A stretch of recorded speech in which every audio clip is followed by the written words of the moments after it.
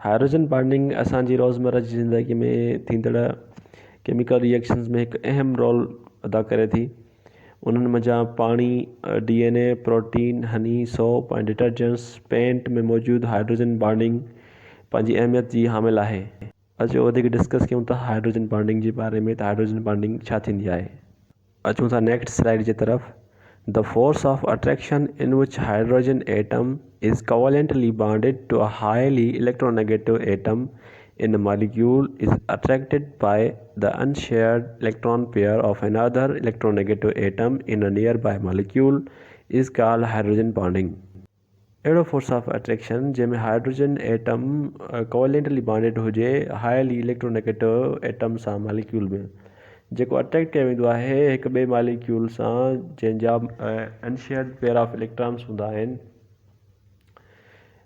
Molecule में, उनखे जेको आहे असां हाइड्रोजन बॉन्डिंग चवंदा आहियूं। अहिड़ो फोर्स ऑफ अट्रैक्शन जंहिंमें हाइड्रोजन एटम कोवेलेंटली बॉन्डेड हुजे हाईली इलेक्ट्रोनेगेटिव एटम सां मॉलिक्यूल में, जेको अट्रैक्ट कयो वेंदो आहे हिकु ॿिए मॉलिक्यूल सां जंहिंजा इलेक्ट्रॉन पेयर अनशेयर्ड हुजनि, त उनखे असीं हाइड्रोजन बॉन्डिंग चवंदासीं। जॾहिं हाइड्रोजन एटम कोवेलेंटली बॉन्डेड हुजे हाईली इलेक्ट्रोनेगेटिव एटम सां मॉलिक्यूल में, जीअं तव्हां ॾिसो था मॉलिक्यूल ए में हाइड्रोजन ऐं फ्लोरीन बॉन्डेड आहिनि ऐं उहे मॉलिक्यूल ठाहिनि था मॉलिक्यूल बी सां, जंहिं मंझि तव्हां ॾिसो था त फ्लोरीन खे अनशेयर्ड पेयर ऑफ इलेक्ट्रॉन आहिनि जंहिं ते माइनस चार्ज बि आहे। हिते मॉलिक्यूल बी जंहिंखे अनशेयर्ड पेयर ऑफ इलेक्ट्रॉन आहिनि ऐं माइनस चार्ज आहे, मॉलिक्यूल बी अट्रैक्ट कंदो मॉलिक्यूल ए खे पंहिंजी तरफ़ ऐं हिन अट्रैक्शन जे नतीजे में जेको बॉन्ड ठहंदो उनखे असीं हाइड्रोजन बॉन्ड चवंदासीं।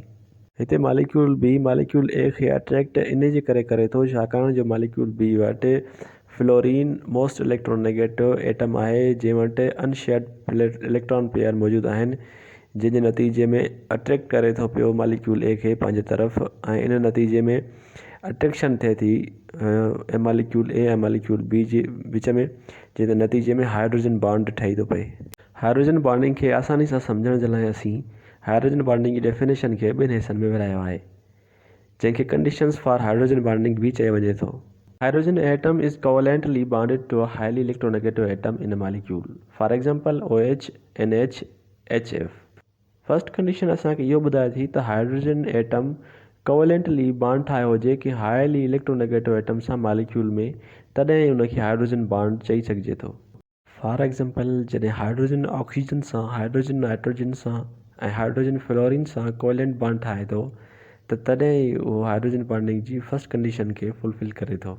तव्हां स्क्रीन ते टे मॉलिक्यूल ॾिसी सघो था, hydrogen fluoride, water H2O and ammonia.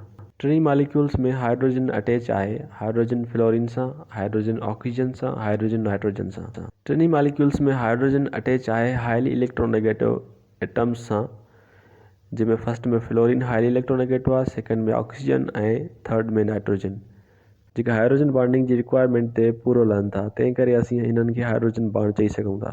Hydrogen bonding जो ॿियो पोर्शन असांखे इहो ॿुधाए थो त हाइड्रोजन बॉन्डिंग में मॉलिक्यूल जो ॿियो एटम हाईली इलेक्ट्रोनेगेटिव हुजे, जंहिंखे फ्री लोन पेयर बि हुजे। हाईली इलेक्ट्रोनेगेटिव एटम जो मतिलबु त अहिड़ो एटम जेको इलेक्ट्रॉन पेयर्स खे पंहिंजी तरफ़ छिकण जी सलाहियत रखे। मिसाल जे तौरु फ्लोरीन, नाइट्रोजन, ऑक्सीजन, जंहिंजी इलेक्ट्रॉन खे छिकण वारी टेंडेंसी वधीक थींदी आहे, जंहिं करे हिननि खे हाईली इलेक्ट्रोनेगेटिव एटम बि चयो वञे थो। हिननि ते पार्शल नेगेटिव चार्ज बि अची वञे थी। उन सां गॾु फ्लोरीन, नाइट्रोजन, ऑक्सीजन जी ॻाल्हि कई वञे त हिननि वटि फ्री लोन पेयर बि हूंदो आहे, तंहिं करे हिननि खे इलेक्ट्रॉन रिच स्पीची बि चयो वञे थो। तंहिं करे हाइड्रोजन बॉन्डिंग में नियर बाय मॉलिक्यूल्स जा electronegative atom fluorine, nitrogen, oxygen पंहिंजे साइडेड हाइड्रोजन एटम खे पंहिंजे तरफ़ छिकनि था ऐं हाइड्रोजन बॉन्ड फॉर्मेशन जो सबबु बणिजनि था। ऐं उमेदु कयां पियो त हीअ वीडियो तव्हांजी ॼाण में कुझु न कुझु इज़ाफ़ो कंदो। महिरबानी।